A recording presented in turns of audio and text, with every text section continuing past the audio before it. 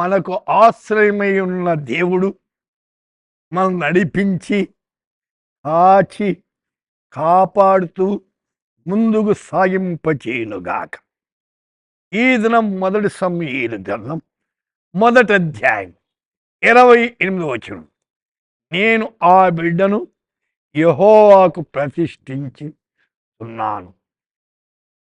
I am dedicated him to the Lord.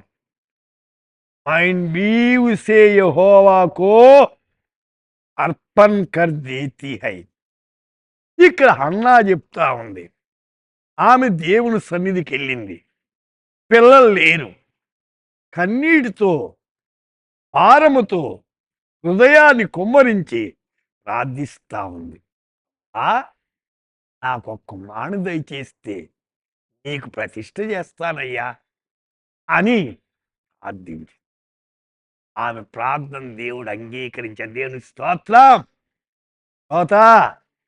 ప్రార్థించో, జవాబు పొందు. దేవుడు ప్రార్థన ఆలకించేవాడు.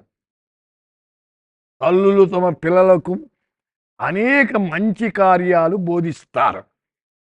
అయితే తల్లులు తమ బిడ్డలను దేవుని సేవ చేయుటకు, పరిపూర్ణ సేవ చేయుటకు ప్రోత్సహించి సమర్పించుకోవలసి ఉంది. అన్నా ఏం చేసింది? దేవుని కృపతో కుమారుని పొందింది. చిన్నవాడై ఉండగానే దేవుని మందిరం తీసుకుని వచ్చి ఆ బాలుని దేవుని సేవకు ప్రతిష్ఠించి, చిన్న వయస్సులోనే పాలు మానాడంతే వేసుకున్న ఒడంబడికను ఆమె నెరవేర్చింది. ఇది గొప్ప విషయం. పిల్లలు మన సొత్తు కాదండి, దేవుడిచ్చాడు. మనము కూడా మన సొత్తు కాదండి, మీరు దేవుని సొత్తు. మీరు విలువ పెట్టి కొనబడిన వారు. దేవుని సొత్తు దేవుని కొరకు వాడాలా. అయితే మన సొత్తు కాదు కాబట్టి మన కొరకు వాడకూడదు. దేవుని సొత్తు దేవుని కొరకు వాడాలి. దేవుని కొరకు వాడకపోతే దేవుడు మొత్తుతాడు. అయితే దేవుని సొత్తును దేవుని కొరకు, దేవుడు మనకిచ్చిన బహుమానము దేశ ప్రజల ఆత్మరక్షణ కొరకు సేవకు పంపించుట, ఇది గొప్ప విషయం. అన్నా ఆ పని చేసింది. ఇచ్చిన కుమారుని, ఒక్కడే కుమారుని ఇచ్చా, ఆ కుమారునికి దేవుని ఆమె ఒడంబడిక చేసింది. అయితే ఒప్పుకున్నటువంటి ఒప్పందాన్ని నెరవేర్చిందండి.